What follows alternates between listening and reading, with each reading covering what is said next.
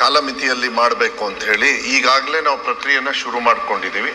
ನಾನು ಸಭೆಗೂ ಕೂಡ ಒಂದು ಮಾತನ್ನ ಹೇಳಲಿಕ್ಕೆ ಇಷ್ಟಪಡ್ತೀನಿ. 2016ರಿಂದ 20ರವರೆಗೂ, 16ರಿಂದ 25ರವರೆಗೂ ಅಲ್ಲ, 16ರಿಂದ 20ರವರೆಗೂ ನಾವು ಈಗಾಗಲೇ ಕಾಲ್ ಫಾರ್ಮ್ ಮಾಡಿದ್ದೀವಿ. ಅದನ್ನ ಪ್ರಕ್ರಿಯೆಯನ್ನು ನಾವು ಶುರು ಮಾಡಿದ್ದೀವಿ.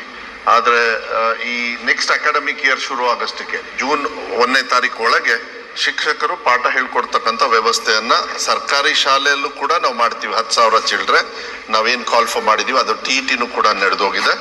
ಮತ್ತು ಅನುದಾನಿತ ಶಾಲೆಯಲ್ಲೂ ಕೂಡ 2020ರವರೆಗೂ, ಯಾಕೆಂದ್ರೆ 10 ವರ್ಷ ಆಗುತ್ತೆ. ಈಗ ಫಸ್ಟ್ ಕಂತಲ್ಲಿ 5 ವರ್ಷ ನಾವು ತಗೋತಾ ಇದ್ದೀವಿ. ಮತ್ತೆ ಮಾನ್ಯ ಮುಖ್ಯಮಂತ್ರಿಗಳಿಗೆ ನಾವು ಮನವಿಯನ್ನ ಮಾಡಿದ್ದೀನಿ. ಯಾಕೆಂದ್ರೆ ಹೋದ ಬಜೆಟ್ ಅಲ್ಲೇ ನಾವು ಅನೌನ್ಸ್ ಮಾಡಿದ್ವಿ. ಈ ರಿಸರ್ವೇಶನ್ ಎಲ್ಲ ಇರೋದ್ರಿಂದ ಸ್ವಲ್ಪ ಎಳಿತು. ಆದ್ರೂ ಕೂಡ ನಾನು ವಿಶ್ವಾಸ ಕೊಡ್ಲಿಕ್ಕೆ ಇಷ್ಟಪಡ್ತೀನಿ. ನೆಕ್ಸ್ಟ್ ಅಕಾಡೆಮಿಕ್ ಇಯರ್ ಒಳಗೆ ಅದನ್ನು ತುಂಬತಕ್ಕಂಥ ವ್ಯವಸ್ಥೆಯನ್ನ ನಾನು ಮಾಡ್ಲಿಕ್ಕೆ ನಾನು 100% ವಿಶ್ವಾಸವನ್ನು ಕೂಡ ನಾನು ಕೊಡ್ಲಿಕ್ಕೆ ಇಷ್ಟಪಡ್ತೀನಿ. ಒಂದು ಈಗ ನೋಡಿ ಸರ್, ಹಳೇದು 2016 ಮಟ್ಟ 1017 ಹುದ್ದೆಗಳು ಖಾಲಿ ಅದಾವ ಸರ್. ಅವನ್ನೂ ಕೂಡ ಶೀಘ್ರತೆಯಲ್ಲಿ ಮಾಡಬೇಕು. ಮಾನ್ಯ ಮುಖ್ಯಮಂತ್ರಿಗಳಿಗೂ ಮನವಿ ಮಾಡ್ತೀವಿ.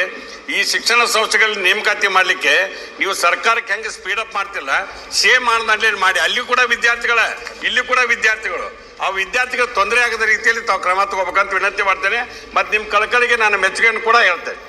ಮನೆ ಅಧ್ಯಕ್ಷರೇ, ಅವ್ರು ಕೇಳ್ತಾ ಇರೋದು 2016 ಒಳಗೆ 1000 ಚಿಲ್ಡ್ರೆ ಇದು ತಗೊಂಡಿಲ್ಲ. ಅದು ಏನಾಗ್ತದೆ, ಈ ಪ್ರೈವೇಟ್ ಇನ್ಸ್ಟಿಟ್ಯೂಷನ್ಸ್, ಅನುದಾನಿತ ಇನ್ಸ್ಟಿಟ್ಯೂಷನ್ಸ್ ಅವರಿಗೆಲ್ಲ ನಾವು ಪರ್ಮಿಷನ್ ಕೊಟ್ಟಿರ್ತೀವಿ. ಅವ್ರೇನೋ ಸ್ವಲ್ಪ ಇಂಟರ್ನಲ್ ಏನು ತೊಂದರೆ ಆಗುತ್ತೋ ಕೆಲಸಕ್ಕೆ ರಿಕ್ರೂಟ್ಮೆಂಟ್ ಮಾಡಿಲ್ಲ. ನಾವು ಅಧಿಕಾರಿಗಳಿಗೂ ಕೂಡ ಮೊನ್ನೆ ಮೀಟಿಂಗಲ್ಲಿ ನಾವು ಹೇಳಿದ್ದೀವಿ. ಯಾವ್ದಾವ್ದಕ್ಕೆ ಹೋದ ಸತಿನೂ ಕೂಡ ಸಭೆಯಲ್ಲೂ ಕೂಡ ನನಗೆ ಪ್ರಶ್ನೆ ಏನು ಬಂದಿತ್ತು, 2007-17 ಏನೋ ಖಾಲಿ ಇದೆ, 2017 ಏನೋ, ಅದನ್ನು ಕೂಡ ಈ ಏನು ನಾವು 6,000 ತುಂಬ್ತಾ ಇದ್ದೀವಿ 2020ರವರೆಗೂ, ಅದ್ರ ಜೊತೆನೆ ಇದನ್ನು ಕಡ್ಡಾಯವಾಗಿ ಕಾಲಮಿತಿಯಲ್ಲಿ ತುಂಬತಕ್ಕಂಥ ವ್ಯವಸ್ಥೆಯನ್ನ 100% ನಾವು ಮಾಡ್ತಕ್ಕಂಥ ವಿಶ್ವಾಸನ ಕೊಡ್ಲಿಕ್ಕೆ. ನೋಟಿಫಿಕೇಶನ್ ಆಯ್ತಲ್ಲ, DETನೂ ಮುಗಿತಲ್ಲ, 7ನೇ ತಾರೀಕು December.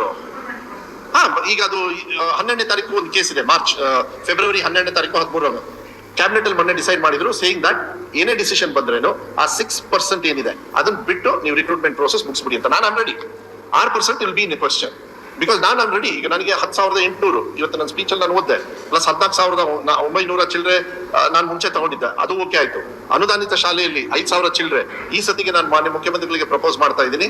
2,000 music teacher, 2,000 physical teacher, 2,000 art teacher, only for KPS.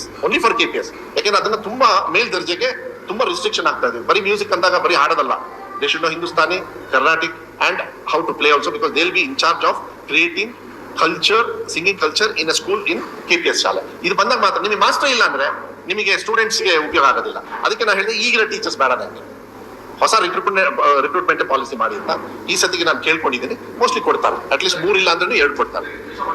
ಗುಣಮಟ್ಟದ ಶಿಕ್ಷಣಕ್ಕೆ ಶಿಕ್ಷಕರೇ ಆಧಾರ.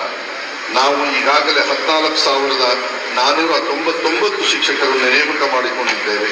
ಶಿಕ್ಷಕರ ಕೊರತೆ ನೀಗಿಸಲು ಪ್ರಥಮ ಬಾರಿಗೆ ನಮ್ಮ ಸರ್ಕಾರವು 51 ಅತಿಥಿ ಶಿಕ್ಷಕರನ್ನು ನೇಮಿಸಿದೆ. ಮುಂದಿನ ಶೈಕ್ಷಣಿಕ ವರ್ಷದೊಳಗೆ ಇನ್ನೂ 10,800 ಶಿಕ್ಷಕರನ್ನು ಹಾಗೂ ಅನುದಾನಿತ ಶಾಲೆಗಳಲ್ಲಿ ನೇಮಕ ಮಾಡುವ ಕ್ರಮ ಕೈಗೊಳ್ಳಲಾಗುತ್ತಿದೆ.